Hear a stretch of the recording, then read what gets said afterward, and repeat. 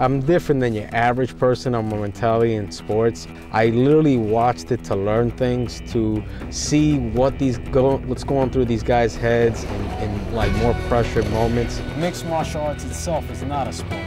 Mixed martial arts is actually a way to hurt somebody without actually getting hurt. It reminds me of that feel, you know, that you're in there, and it's a drug. In fact, after my fights, it takes about 5 to 6 hours for the adrenaline to actually completely leave my body. I feel like I'm on stimulants because I come home and I'm shadow boxing. I have to go walk outside, listen to some music, wear it off, sweat a little bit because I'm still in that fight mode. The sport, you have to be mentally tough, not just to get in the ring, but to, you know, come in to train day in and day out, whether you're sore or not. I broke my hand in a bout, I still continue to train. You know, if you have pain, it's part of the sport. You know, you get hurt in a fight, you continue. You always, you know, keep pushing those boundaries and you don't let the littlest things bother you. So at the end of the day, man, I can honestly tell you, mind over matter first. Actually, when Andrew came, I really liked the kid from the beginning because he was very athletic and extremely determined. And I would say, from the bottom of my heart, one of the probably, not only one of the most advanced students right now in my school, but on top of that, the guy that possesses enormous work ethic that I don't see in your generation. I'm a very competitive person. I'm also extremely aggressive. This is a place for me to release some of this tension that's naturally built in my body. I'm the type of person that maybe if there was no mixed martial arts, I probably had a higher chance of ending up in a prison.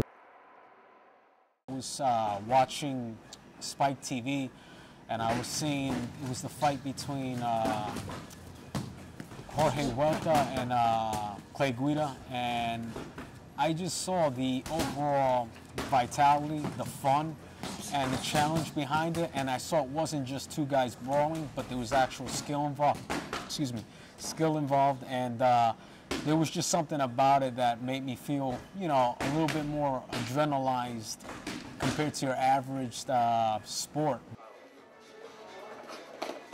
I work on everything that you need to as a mixed martial artist, which is your jiu-jitsu and overall ground game, your wrestling technique and capabilities, and overall your striking, whether it's Muay Thai, kickboxing, or boxing.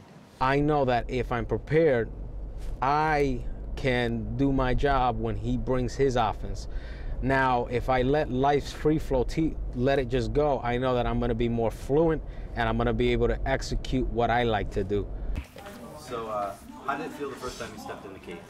It was fun, man. It's pretty much what I thought it would be. My adrenaline was rushing, my heart rate was probably at 180, and it wasn't because I was nervous. I was actually quite calm. I was laughing the whole time prior to the actual bout. When I got in there, I was saying to myself, wow, I hope he gives me just that little ounce of space so that I can break his jaw. I like to kind of destroy people when I get in there. As soon as the bell rang, the guy did not want to strike. And it taught me a lesson. It's don't show too much before you actually start striking, because it's a nice experience, man. After the first round, you start to get a little of a dump because the adrenaline starts to wear off, and now your brain comes more into a realistic connotation with your body, letting you know, hey, you might want to calm down a bit because you still got 2 more or 4 more rounds depending on how long your fight is. I'm just one of those guys that I'm going to do this because I enjoy doing it, not money, not fans, not popularity, but just pure enjoyment and living life to the fullest. Mixed martial arts gives me something to care about, and the sport also gives me a secondary life, so to speak, how to live while being free, yet not being chastised for being who I am. In 5 years, that's a good question. I don't really try to project the future, as honestly, you don't know what to expect in the future. I think that Andrew will eventually fight in the top organizations. And I mean, at this point, it's UFC. One day you'll see him over in the UFC. That's my belief. I've always considered myself to be a fighter in terms of how I see myself in life, because the reality is everything in life I've had to fight for. I am Andrew Salas, and I am a natural born fighter.